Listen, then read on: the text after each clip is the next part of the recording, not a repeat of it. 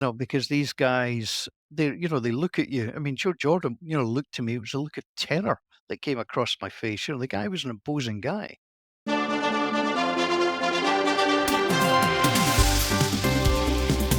Hello and welcome to another episode of the CSI Football Podcast, where we embark on a forensic delve into a particular season of football, usually with a tartan tin. I'm your host, Ian Stephen, and for today's episode, we meet a man who was once described as having a voice akin to being strapped to a dentist's chair with slightly warmed caramel being poured directly into your ear canals. It's BBC commentator Paul Mitchell. Paul, how are you Hi, doing? Ian, I'm very well. Thanks for having me along. Appreciate it. Now, I need to make this clear. There's usually a lot of forced bonhomie in these kind of interviews, but we really don't like each other. It's genuine friction that we have. It's like two Karens circling the last customer complaint form in a cost-effective German-based supermarket. It's that level of Yeah, I mean, I've had distaste. to ask to have you barred from various football grounds in the past, which has been relatively successful. So I can't complain too much. That's only fair. That's only fair. So I think the first thing to ask, Paul, is where were you born and brought up, and what were your sporting passions when you were younger? I'm an Edinburgh boy, born and raised. I stay within 5 minutes walk of my primary school, 25-minute walk of my secondary school, so I've never gone particularly far. My passion, as was probably the same for most kids growing up in the 70s and 80s, football, just obsessed by football. Mainly, because you listened to it on the radio and you read about it. There wasn't a great deal of football on the television at the time. Big games were special games, Scotland, England, Scottish Cup final, that kind of thing. And then when I got to secondary school, I branched out and played a little bit of rugby. So they were the main sports that I played growing up. Now, you don't have to answer this question if you don't want to, because as a commentator, you're impartial. But was there a particular football club that you perhaps had affections for when you were growing The up? first game I went to was Meadowbank Thistle. That's where my dad would take me, off to the Commonwealth Stadium. My dad was a Hearts fan, but he was also going and witnessing a lot of the trouble that was going on at Hearts games and Hibs games at that time. So decided to bed us in with the love of all things Meadowbank Thistle, which was great. It was great fun just to be at professional football games and watch guys playing at the top of their game. Um, and as an Edinburgh boy, obviously one of the big two, and obviously leaned towards Hearts. It's quite interesting because there's various ways where you can actually accurately date somebody, and in Scottish football circles, it's what name you effectively give to either Ferranti Thistle, Meadowbank Thistle, or now Livingston. That's the kind of age group that you kind of succinctly fall Yeah, I into. think it was probably about 74, 75 that I started to go along to watch Meadowbank. And it was just great fun. It was just a fun thing to do. It was just, as a small kid, going to any football game was big, and it was just brilliant fun. I remember seeing Stuart Kennedy playing in goals for Forfar. I remember seeing great free kick to beat Stranraer 2-0. I've got great memories of those days. So how did the move from being a football fan into somebody who wanted to talk about football for a living come about? What were the early origins of your commentary Well, you'll be desires? like me, and you were probably convinced you were going to captain Scotland at World Cup finals, because that's what we believe. The harsh reality then kicks in when you realise you're not good enough. I spent a season at Tynecastle Boys Club. The two best players there were Brian Welsh, who went on to play for Hibs and Dundee United, and Scott Crabb, who went on to play with Hearts. Even as a 15, 16-year-old kid, watching these guys play in the games they were playing in, I mean, I simply knew I wasn't good enough at that point, because they were just so much better. And you could tell every time they went on a field, they were so much better. So I decided to pursue my other love, which at the time was radio. I loved radio. So I decided to join the Edinburgh Hospital Broadcasting Service, went through their recruitment process, got let in. And, one of the things they did was sport. So I got involved in the sporting side of things and went from there. I really, really enjoyed it. If I wasn't going to be good enough to play, I wasn't tall enough to be a referee. At 5'6", you need a little bit more presence on a football field or a rugby field.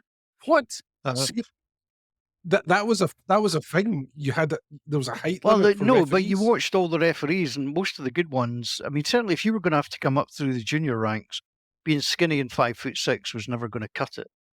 Certainly with my temperament. So I decided that I was going to go into the broadcast world and just see where it took me. Can you imagine me as a referee at my size? Every 2 minutes having to call a timeout and go for a Yeah, but water at least they wouldn't break. be trying to hit you. Well, what did you then have to do to get yourself noticed by more commercial channels in So what commentary? happened was Radio 2 used to run an amateur sports commentator of the year competition, which you made a cassette, sent it away, and they came back. And on both occasions, I reached the Scottish final. Now, don't get me wrong, Ian, there was probably only about 10 folk entering. And I went through to Glasgow to the BBC twice. One was judged by the late, great Alistair Alexander. The other was judged by Derek Ray.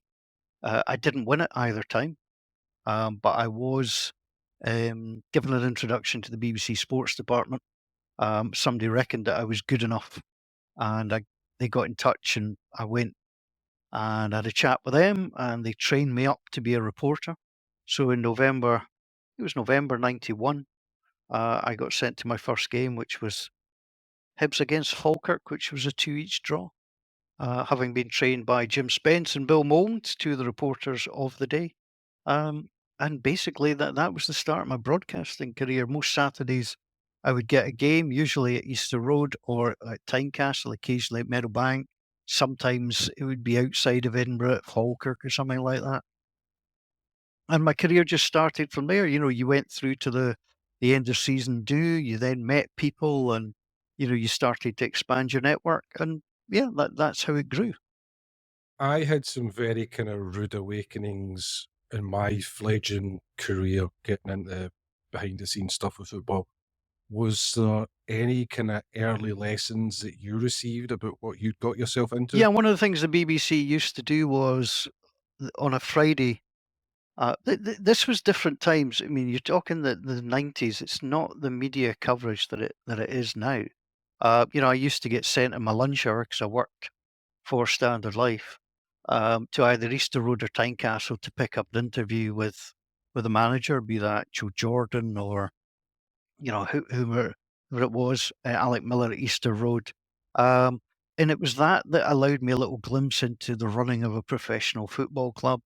It taught you to be there on time. It taught you to be, I mean, I was a young kid. I was 22, and all of a sudden I'm interviewing Premier League managers. You learn very quickly that you've got to know what you're talking about. You've got to be well prepared in your questions, because these guys, they look at you. I mean, Joe Jordan, looked to me. It was a look of terror that came across my face. The guy was an imposing guy. Scotland internationalist, played for AC Milan, and suddenly this 22-year-old kid's trying to interview him. So I learned a lot from those. You learn to be polite. You learn to listen to other people. The senior journalists that were around the place. Um, I don't believe for a second you had to learn to be polite, Paul. You're an absolute gentleman. It well, flows in naturally the with you. in the footballing sense, because you know what it's like in the realms of football. I mean, you've seen people who ask a question in an interview. Somebody's in the middle of replying to it, and then somebody cuts across to another question, and in radio terms, that ruins your answer. So you've got to be careful in these things. But yeah, I learned a lot simply from going along and chatting to these guys. Occasionally you chat with a player, Eamon Bannon, Henry Smith, Keith Wright, people like that. And that just helped me be very gently introduced to the world of football. You mentioned a very kind of interesting technological term there, Paul. You mentioned the word cassette, which might be alien to some people of younger generations. How different was the technology and also the salubrious surroundings of Scottish football when you started compared to what we get now? So when I started first recording things, you would have a Ewer reel-to-reel tape machine. So I would go to Tynecastle or Easter Roads, usually by car, not always, sometimes on the bus. You'd record the interview, and then you'd have to go back to the BBC in Queen Street, You'd have to go into a studio, and you'd have to link up with someone in Glasgow to play that tape that they could record it at the other end. Now you stick a phone in front of someone, you chat to them for 2 minutes, you email the file, and your job's done. It's completely different. We had what they called at the time a COBie, commentator operated outside broadcast unit, and you would carry this hefty thing to the games, and you would pray it worked, because you would plug into the telephone lines, which were of the highest quality because they were broadcast quality, and you just hoped that the machine worked. I mean, it's wild now. People broadcast simply just their internet signal, their phone signal, which is a little bit dodgy. That's not always ideal. But yeah, I mean, the technological advances that have come on. I mean, even stupid little things. Ian, we used to at Tynecastle or Easter Road, we used to have to bring people up to the point for an interview after the game. So you take them to the press box, and I think it was the main game had started with this crazy thing called a radio mic, where the person just stood at the side of the pitch and did it. And certain teams got used to this, and if you didn't have that, they didn't want to talk to you because they didn't want to have to come up to the back of the stand. Why didn't you have this radio mic thing? But now everything's done on your phone. Was there any games that you went to when you thought this is too luxurious, they're spoiling me? And was there any games where you went to thinking I might need to go to the hospital to get a tetanus shot? That was terrible. I used to love that. I mean, to go to places that were new to you. You know, I mean, Cowdenbeath was always an eye opener. Whether your machine worked or not was a miracle. And then, sort of 10 to 5, once the players had trotted off the pitch, folk were pushing tyres out, and, cars were revving up and getting ready to go, for the stock car racing. So that was interesting. East Fife, I remember going to the old East Fife Stadium, and they actually had a painted diagonal line or in white paint across the seats that basically said, if you sit on the left-hand side, you've got a restricted view. If you sit on the right-hand side, you're able to see the whole pitch. That's how technical it was. It was a painted white line. It's great. Can I tell you my Absolutely. Cowdenbeath story? So I'm maybe about 4 or 5 games into my career when I was still at university, asked to go to Cowdenbeath, turned up, first journalist there, and the guy that was at the door welcomed me in, said, "Right, here's your name, you're on the list, press box is just up there, take this." And he hands me a can of insect spray. And I was like, what's this? We've had a wasp infection. We think we've got rid of most of them, but some of them still might be in the press box. So the press box was like, it was like a little hut. It was enclosed. And I'm just looking at this, just like, what? And I had to go into this press box with a can of wasp spray in case any attack me. And then if that wasn't bad enough, at the end of the game, for some reason, I could not find Craig Levine to interview him because he was the Cowdenbeath manager, and I had to knock on his door. I was like 19 years old and interview one of the most intimidating figures in Scottish football at that time, and it was like maybe the most scared I've ever been. So Cowdenbeath doesn't have good memories for me. I can tell I you do that. remember once at Easter Road, there was a big conference in Edinburgh, some Euro conference with a lot of leaders. So they were very, very twitchy. And the press box at that time was at the back of the stand, and they discovered not a package, but an unattended bag. So they had to evacuate the stadium. And I remember going on the commentator operated outside broadcast equipment to say to the studio, look, I'm having to leave now, because we're being thrown out. There's a problem. And it turned out it was the groundsman's sandwiches that he left at the back of the stand. That's how dodgy it was. But yeah, the whole place got evacuated because of the groundsman. Can you imagine him going back to his wife? Your sandwiches are so bad, darling. They called out the police. Oh, so is there? I've got a couple of occasions in my head, and I think you probably do too. But is there any recollections when you were at a match and you slipped out of work mode into fan mode and thought, "I can't believe I'm here. This is absolutely awesome." I think because I'd grown up being taken to like some Meadowbank or occasionally to Hearts, it was never to the big games. So I think, when Rangers and Celtic or Hibs suddenly appeared at Tynecastle, and I'm there, I was used as a pitch side reporter for some of these games when they were Radio Scotland commentaries, either with David Begg or with Alistair Alexander. And they were the pinch yourself moments, because all of a sudden I'm sitting in the old press box at Tynecastle, which was at the back of the stand, built in, watching David Begg, commentate on a football match, and it was, was the Radio Scotland main game of the day. You remember back in the day, radio commentaries didn't start at 3 o'clock on a Saturday, and you weren't allowed to say where you were. It was the SFA policy. You couldn't review your commentary game till 3:30, which was the most bizarre thing, because everybody knew, depending at where David or Alistair were, that was always going to be the commentary game, but you couldn't actually say that. So they were the sort of early pinch me moments, just being able to sit, with the likes of David Begg, with Billy McNeil, John Gregg, Murdo MacLeod, Gordon Smith, just meeting these guys and watching them work was an incredible moment. And yeah, people might think, well, that's not actually watching the game on the field, but watching these guys cover the game was part of the fun for me, because, I watched to see how it was done. And it was just great. I mean, Hearts had a good side at that time. Rangers had some big, big players in the early 90s as well. So it was just a treat to suddenly, from what you've seen on television and heard on the radio, suddenly you're there. It's marvellous. Is there a season that stands out to you as your favourite to cover? I know it's a long career that you've had, but you do keep detailed records, so you probably could research it. I'm not sure there's any particular one season. I mean, there's certain memories of being able to sort of cover, Hearts and Hibs in Europe for the first time. Watching Hibs play Anderlecht, for example, Hearts play Sparta Prague.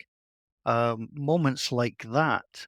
I mean, there's been some great title races along the way. And one of my first it wasn't my first television game, but it was one of the first. Was when the BBC had the contract in the early 2000s. I think Celtic were at Kilmarnock and Rangers played Dunfermline. Whoever won, won the title. Rob McLean was leading the team on BBC One. I was leading the team. I think it was myself and Derek White. Were on BBC Two.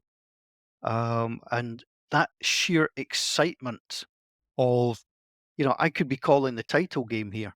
If it goes wrong for Rangers, I'm going to be calling the title in what I think would have been my second or third live TV game. So that was quite a thrill. The other thing with that game, that Kilmarnock Celtic game, was there was actually a fire in the BBC trucks. We very nearly didn't make it on air that day. It took a lot of work to get us on air. I think we came on. The teams were already on the field when we came on. Can you imagine if we hadn't have got on air? It would have been the conspiracy theories. Yeah. The conspiracies. Aye, that Paul Mitchell always Well, had this it is in it. for us. He says he supports Medibank, Thistle, but he's really a insert your team from Well, Glasgow. the good thing is, Yeah. Ian, that I've been accused of supporting every team in Scotland, and usually it's when they're playing against your team and your team's getting beat. One of the funniest things that happened to me was somebody actually wrote to complain about a Hearts Celtic game I did, in which I think it was Henrik Larsson scored a hat trick. I mean, it was a brilliant hat trick. I mean, it was tremendous. And how could they put a Celtic supporter on such a game? You can't. You can't win. So, so what do you think? What do you think the biggest game is that you've ever attended? I'm not really sure, Ian, that it gets much bigger than doing Italy against Scotland in the San Siro. Yeah, that's really one of my highlights. It was just an amazing, I grew up watching as much football on telly as I could. So one of the things that we started to get a glimpse of was Football Italia on Channel 4, presented by James Richardson, which you used to get on a Sunday afternoon, when there was very little sport on. So to be able to sit and watch, the matches from Genoa, Milan, Rome, there was just something magical about Italian football. So to be able to go, and I've always had a soft spot for Italy in terms of football. I've not owned many international football jerseys replicas in my time, Ian, but I did have an Italian jersey for such a long time. There's just something about them. So yeah, so to be able to go to a stadium like the San Siro, which I have to say was a bit of a dump, certainly inside. The dressing rooms were not what you would have expected. They were doing a sort of big period of refurbishment work, and all the hospitality areas, etc., was tremendous. One of the things I always do when I go to stadiums abroad, Ian, is I try to sneak into as many places as I can to see what they're like. You know, a bit of a stadium geek. I love stadiums. So I like to try and get into the dressing rooms. I like to try and get into the referees area. I like to try and get into all the hospitality just to get a feel for what the stadium's like, you know, wander around as many places and parts of it as I can. Let's hope you never cover the Ladies World Cup, Paul. You could get yourself in a lot of trouble. I've been to the San Siro as well. I went as a fan, and I agree with you. Everybody going to the game was carrying a newspaper, which I thought was a bit weird. The only people I'd ever seen carry newspapers to the football was at Partick Thistle, where they were bringing in the Independent so they could do the crossword at half time. They were all bringing in newspaper. Oh, what? This is weird. And it's till I got to the seats, and every single seat was filthy with this kind of black tar over it. And they would put the newspaper down so they'd sit in the newspaper, not sit in the seat.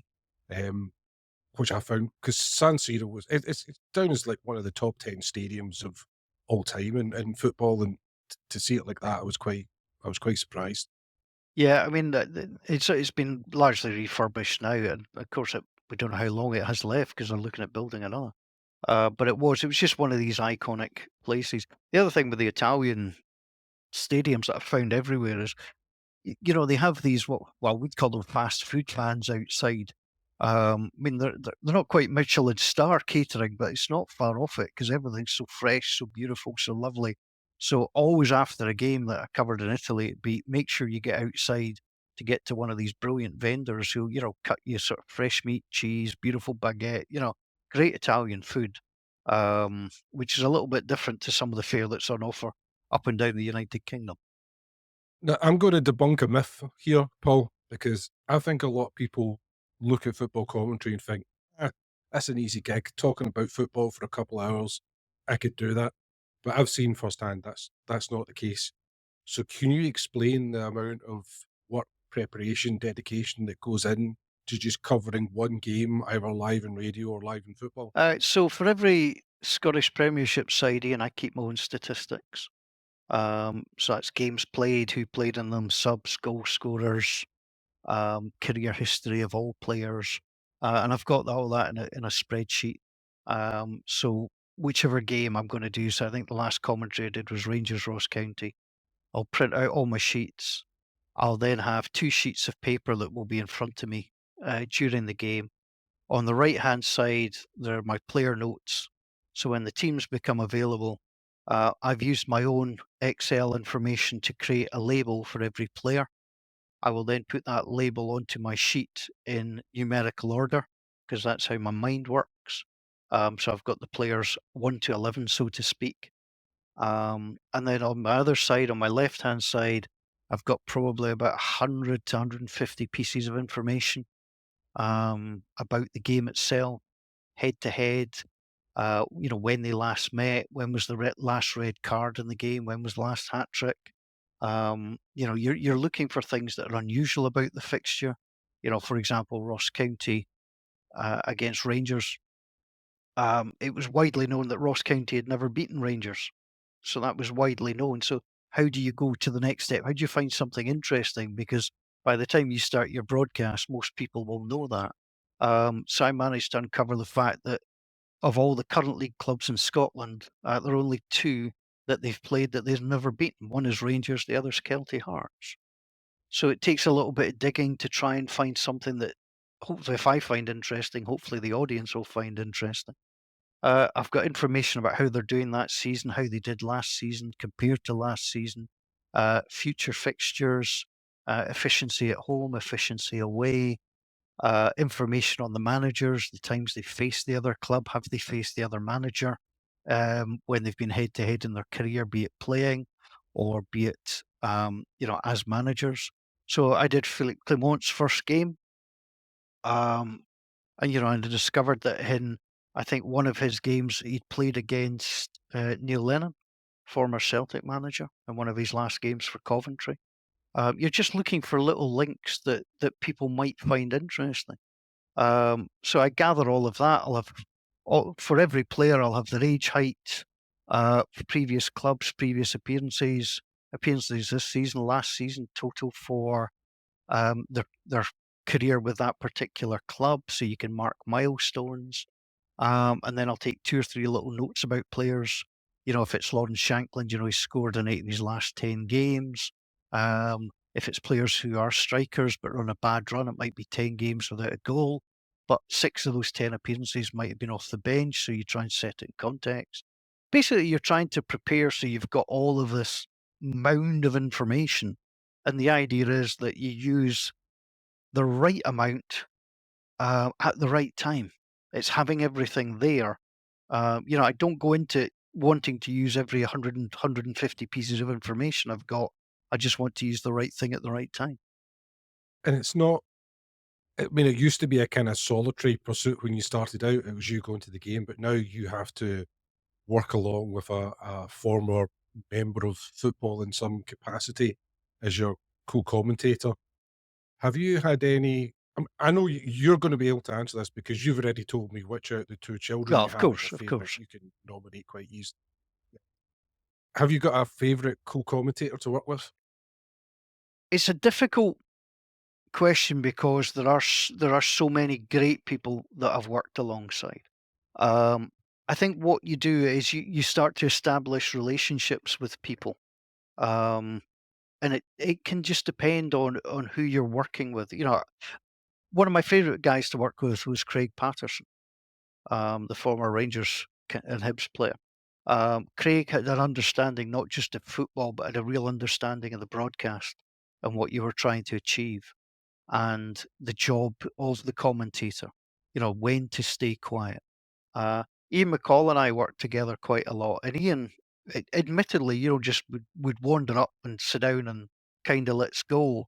And after a wee while working together, we'd be chatting before the game. We'd talk about, if the game goes in this direction and makes it almost dead, if it was a European tie, what are we going to talk about? Where are we going to go? And Ian really developed a really keen understanding of, he wasn't just there to add his expert opinion, he was there to be part of the broadcast team. And he really got into that side of it. But I've worked with so many great people. We have Gordon Smith, Murdo McLeod, Billy Dodds, Stevie Cowan was probably the most underrated person I've worked alongside. There's just been so many. I like working with James McFadden. James is good fun. Yeah, there's Willie Miller is one of my favourites. People say to me, Willie's quite dour.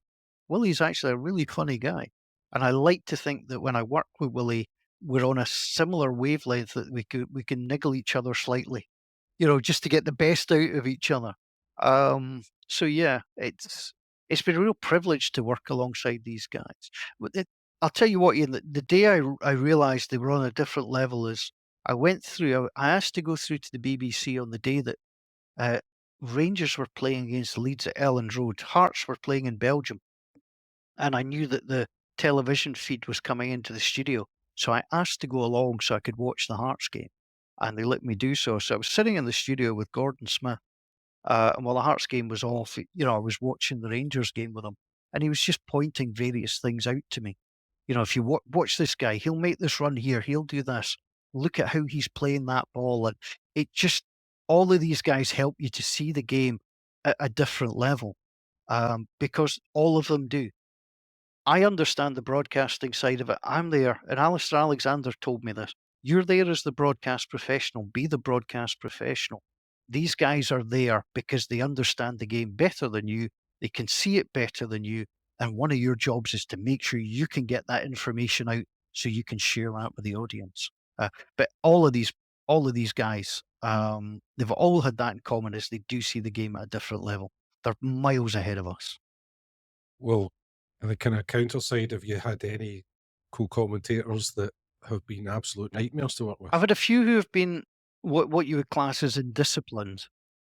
I was hoping you were going to say Stevie Cowan, but you've put No, him in the I'll next I'll pile. put Stevie in the nice pile. He's a good lad. I've had a few co-coms that, and it's like, you've got to keep quiet because I've got to talk at this point. I understand you're excited, but you've got to keep quiet at that point. And you can have that chat. I mean, the worst cold call I ever had was on a different sport. I had it in rowing, and the guy was a complete nightmare. And it turned out that he actually wanted to be the commentator and was not happy that this football guy had been brought in to commentate on rowing when he was the rowing expert, and he didn't like his role as the co-com. So that caused a little bit of fun. Can kind of understand with kind of egos and I suppose working in the background, but I think one question that fans will probably want to ask when you're in an away trip, like you're doing one of the big international tournaments, you're doing Scottish teams in Europe. Do you socialise with the co-commentators? Do you head out for an evening meal with them? Kind of get some sort of Yeah, I mean, I've relationship been with them? very yeah, Sorry, yeah. that's I know where professional you're relationship. going. What is the old saying in the Scottish press? If you're not in bed by 10 on a European trip, you just go back to your hotel. I think that's the saying. But no, you do get a chance to go out and have a chat. So I was in Florence last year or year before with Craig Levine, and Craig and I arrived. We flew out together. The The the the city of city of Florence, Florence. just in case.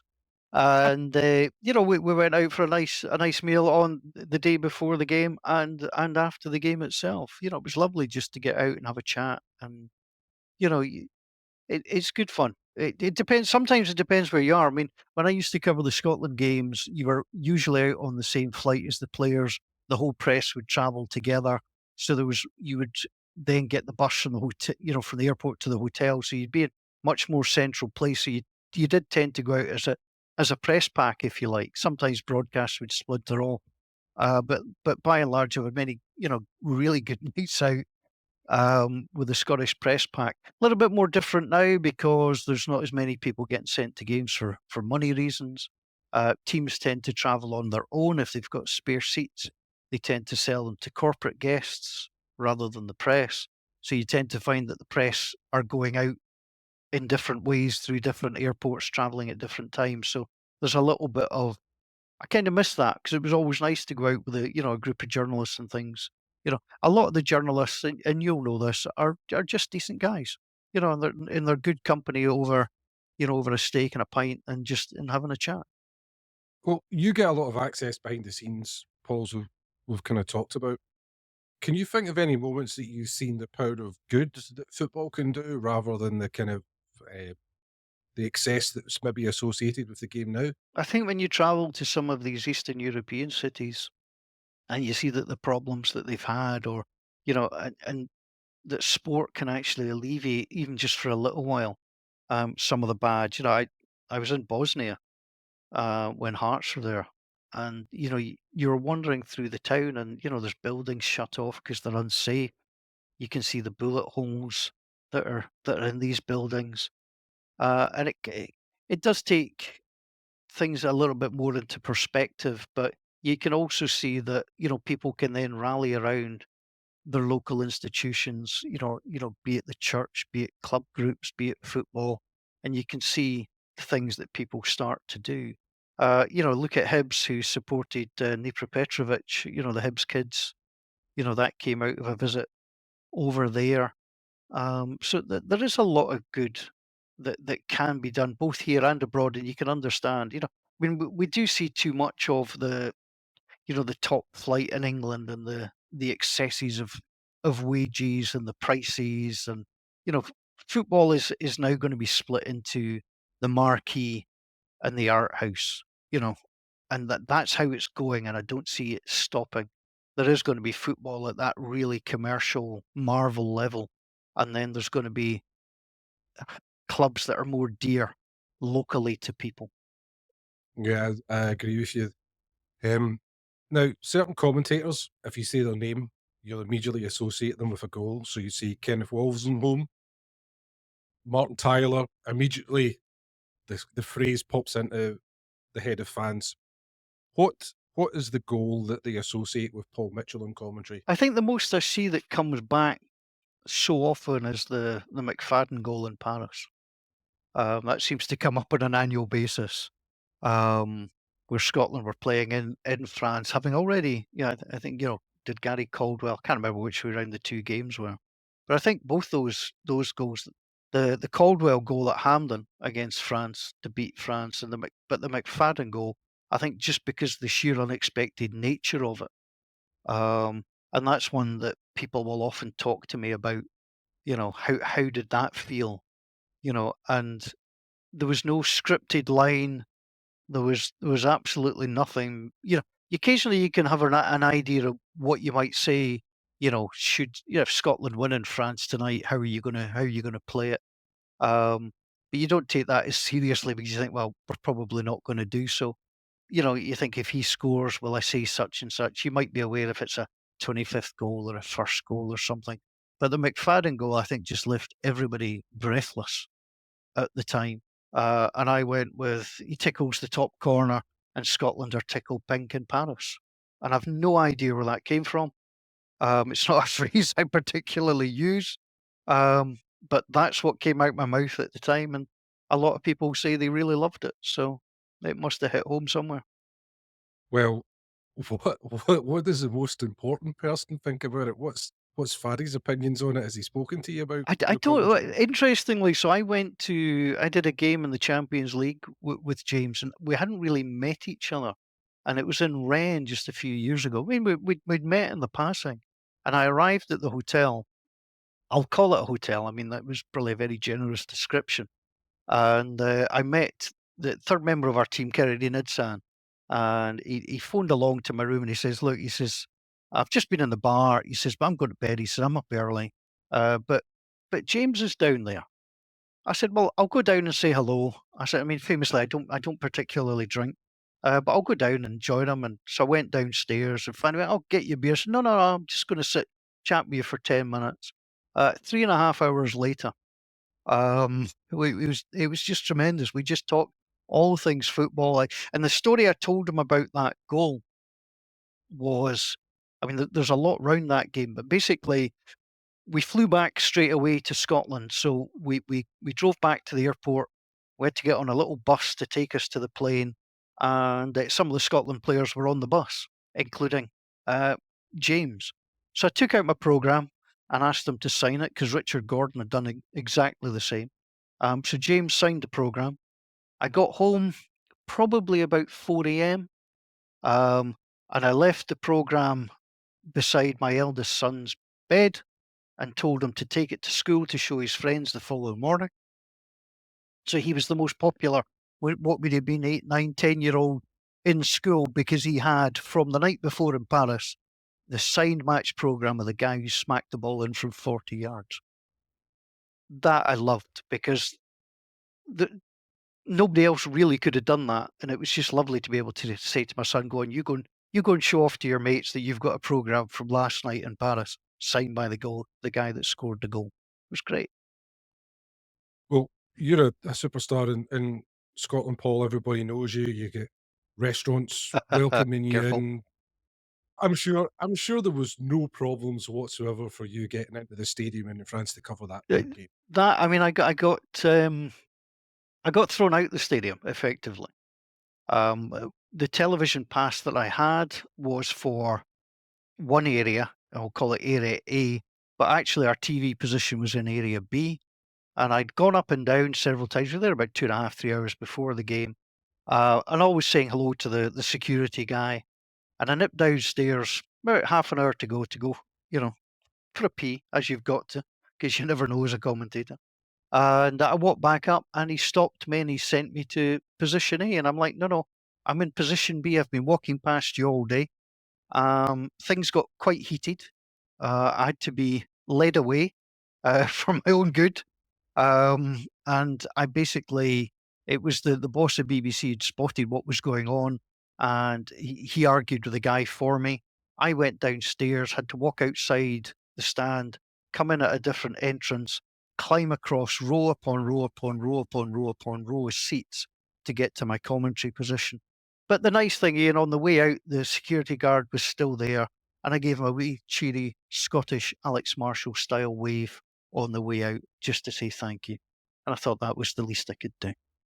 I think kind of everybody in press circles has some sort of experience like that. So I think the kind of frustrations are kind of shared with your collective kind of brethren. But you're not only star of the radio, star of television. You became star of the silver marketing screen, appearing in a night commercial. You're going to have to tell us how that came Well, about. Star's taken it too far, but so basically, I got a phone call. I had an agent who was looking for voice work for me, and he phoned me one Tuesday and he says, "Look, can you get down to London tomorrow?"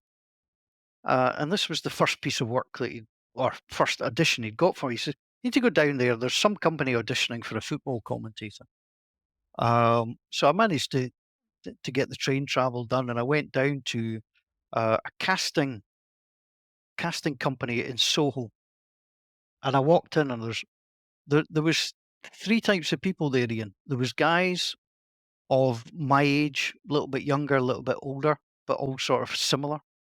There were girls in red dresses, and there were what I would call handsome devils. And it turned out the handsome devils were there to try out for a commercial for a razor company that included a girl in a red dress, and all us ugly ones were there to audition for the football commentator. I went in and I was paired up with this guy from Liverpool, and they said to me, "Okay, what you've got to do is you've got to imagine this football match, the weirdest football match you've ever been in, the most wild football match. Um, it's just talk through it. Tell us about it. Tell us what you think, and we'll count you in. We'll go 3, 2, 1." And I was just about to start, and the guy just jumped in straight away. I mean, he just right away jumped in, and he talked a whole pile of complete and utter nonsense. Um, so he then threw to me as if I was a co-commentator. He gave me a line which I then ignored, and then I just started commentating as if I was commentating on football. Now this guy was hopeless. He was pretending to be a football commentator, but I was a football commentator. Um, you know, and it was dead easy. I think one of the lines that I'd worked out is that Messi had never looked so tidy, which I thought was quite a nice little line. Bit cheesy, but not a bad line. So we came out and I phoned my agent and I said, "That was great fun, really enjoyed it. Um, I'll come home, they'll obviously give it to an actor." I got a call back the following week and I went in and I went in with another guy, and then they sent him out and they brought someone else in with me. So it turned out they were auditioning me with other people. And I'm thinking, I've got this. So I came out and I phoned my agent. I said, "Look, I've got this." He says, "Ah," he says, "not how it works. And sure enough, 2 days later, he phoned with the news that I'd been given the gig. I was to fly to Barcelona. He still didn't know the name of the company. And it was about another week before I found out it was Nike. But I had to sign a non-disclosure agreement about the filming, about going to Barcelona. Um, and it was weird. It was the weirdest thing I've ever done. We filmed it in Espanyol Stadium at midnight till about 4 in the morning. And it was weird. It was wonderful. Did you get anybody from out with the world of football that recognised you through the commercial? I mean, I think what followed when the commercial dropped, one of my neighbours um, ran along and rang my doorbell and went, "Have I just seen you in a Nike commercial?" I went, "Was I on the screen?" He went, "Yeah, yeah." He says, "I could see you." He goes, "Why?" I said, "Well, there was two different fees. There was one if I was out of vision, there was one if I was in vision. And the in vision one was much, much, much higher. So that's where I learned I was getting a higher fee. So, because I hadn't usually seen the advert by that point. No, I got a couple of bits in the newspapers and stuff, Ian, but no, it was a nice thing to do. It certainly explains a question I've always had, because anytime I see you at a game, Paul, you're wearing a pair of Nike or Jordans, and you've also got a Nike sweatband on your head. So that explains that certain It merchandise was a at least. very, very nice piece of work. I'll leave it at that. You're certainly not a musician with just one fiddle. Um, you've expanded into other sports with your commentary work. What other sports have you cast your spade into? If that's not a mixed euphemism, it probably The is. ones I do more often, Ian, I do a lot of rugby.